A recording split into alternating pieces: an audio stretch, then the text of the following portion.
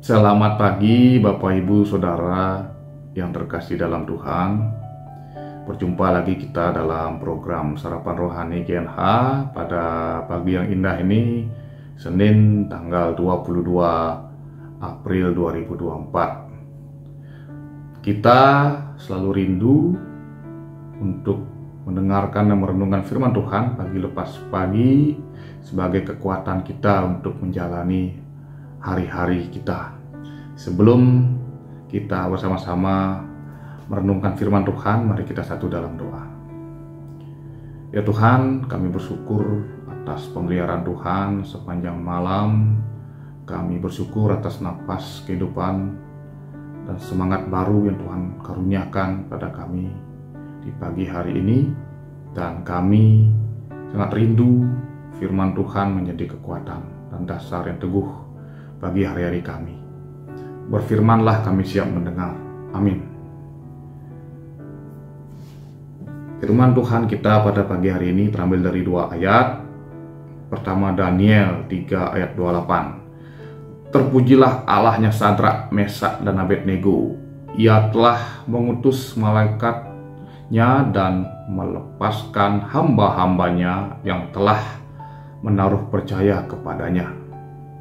Dan Markus 1 ayat 13. Di padang gurun itu ia tinggal 40 hari lamanya, dicobai oleh iblis.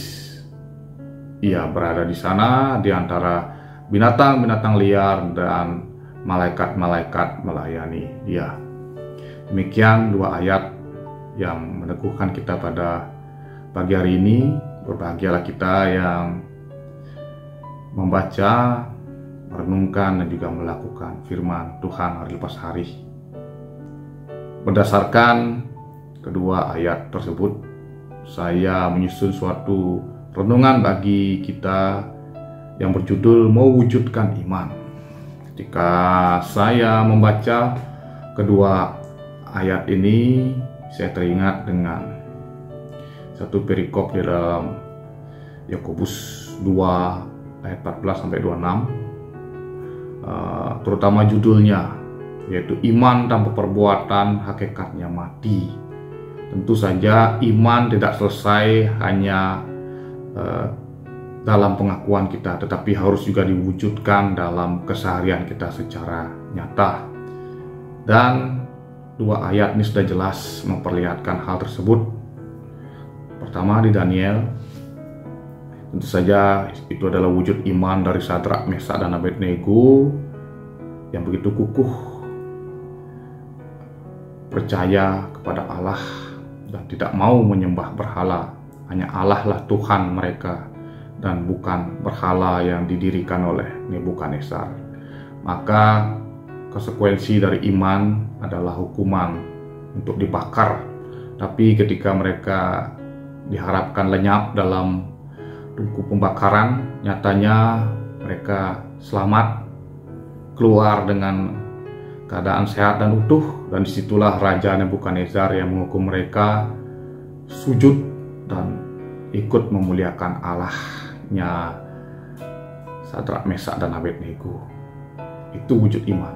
Dan selanjutnya dalam Markus diperlihatkan bahwa Tuhan kita Yesus Kristus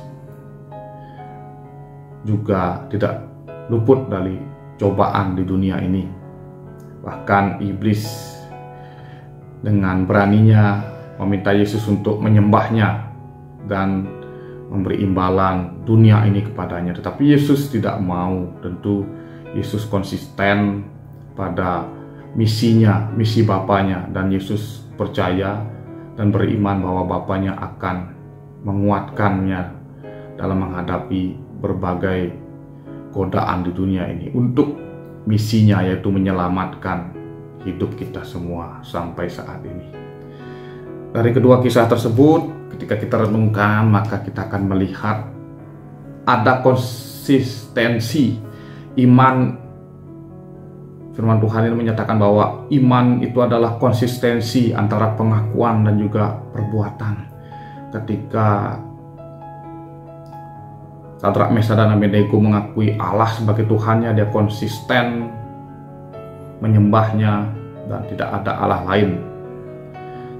Ketika dia harus menanggung konsekuensi yang terburuk, mereka tetap gas saja, gaspol. Mereka tidak takut, dan ketika iman mereka sudah mereka pegang teguh, disitulah nyata pertolongan Tuhan dalam kehidupan mereka. Dalam titik terburuk mereka dibuang ke dalam tungku api hidup-hidup. Dan tentu saja ketika kita mencoba merenungkan firman Tuhan ini, kita juga akan melihat bahwa iman itu terwujud ketika kita mau menyerahkan diri atau membiarkan Tuhan yang berbuat dalam segenap kehidupan kita. Bagaimana Yesus menyerahkan diri kepada Bapaknya, Sadrak, Mesak, Abednego juga menyerahkan diri kepada Allah dalam kondisinya, dalam godaan dunia. Apakah harus menyembah berhala, apakah harus menerima tawaran iblis? Mereka tidak bergeming, mereka tetap berpegang kepada Tuhan, dan mereka merespon godaan dan masalah sesuai dengan kebenaran firman Tuhan atau firman Allah. Maka disitulah mereka selamat, iman mereka terwujud melalui perbuatan tingkah laku mereka.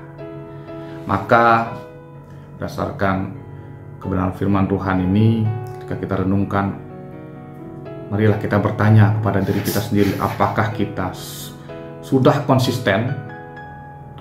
Sudahkah iman kita konsisten dengan perbuatan kita sehari-hari? Dan tentu saja, sudahkah kita berserah kepada Tuhan sepenuhnya sesuai dengan pengakuan mulut kita, pengakuan iman rasuli kita setiap minggu itu? Atau sudahkah perbuatan kita sesuai dengan firman Tuhan ketika kita menghadapi masalah, ketika kita dihadapkan dengan keadaan buruk? Apakah kita tetap maju sekalipun itu mengancam kehidupan kita, atau kita mencari aman? Apakah kita mengatakan iya di atas iya atau iya di atas tidak untuk menyelamatkan diri kita sendiri? Itu yang harus kita renungkan pada pagi hari ini di dalam hati kita masing-masing.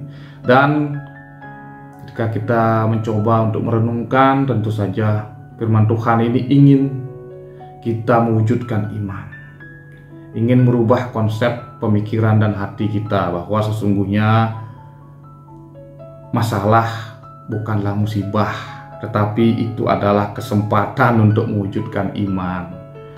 Memang gampang ngomong ya, tetapi bukan saya ngomong, itu berdasarkan dua ayat tersebut. Kalau Bapak Ibu baca lagi, tentu saja masalah bukan musibah, tapi kesempatan untuk mewujudkan iman kita kepada Tuhan Yesus Kristus. Jadi jangan takut menerima konsekuensi terburuk dalam hidup kita, baik itu penyakit, masalah, hukuman, dan apapun, ketika Tuhan menghendaki hal itu terjadi dalam kehidupan kita. Karena seperti Sadrak, Mesak, dan Abednego yang tidak takut terjun ke dalam api karena Tuhan berkehendak, maka kita juga harus seperti itu. Jangan takut dengan konsekuensi terburuk dalam kehidupan kita, karena ketika kita dalam titik terburuk dalam kehidupan kita dan kita tetap berpegang dalam iman, disitulah Tuhan menolong kita dengan cara-cara yang tidak terduga. Dan tentu saja di akhir saya ingin mengatakan, iman dapat terwujud bila kita mengandalkan Tuhan dalam momen terburuk kita. Ketika kita mau mensyukuri keadaan kita yang terburuk, bukan enak-enaknya saja. Dan tentu saja Tuhan ingin kita selalu merasakan keberadaannya dan mengandalkannya dalam kehidupan kita. Istilahnya, semakin hancur kita, semakin perlu kita sama Tuhan. Jadi Tuhan itu mengasihi kita. Ketika masih ada masalah dalam hidup kita, itulah wujud kasih Tuhan, sehingga kita tidak sampai menjauh dari Tuhan dan selalu hidup dekat dengan Tuhan. Demikian kebenaran firman Tuhan bagi kita. Biarlah 2 ayat dan renungan ini bisa menginspirasi kehidupan kita bersama. Tuhan Yesus memberkati. Mari kita satu dalam doa.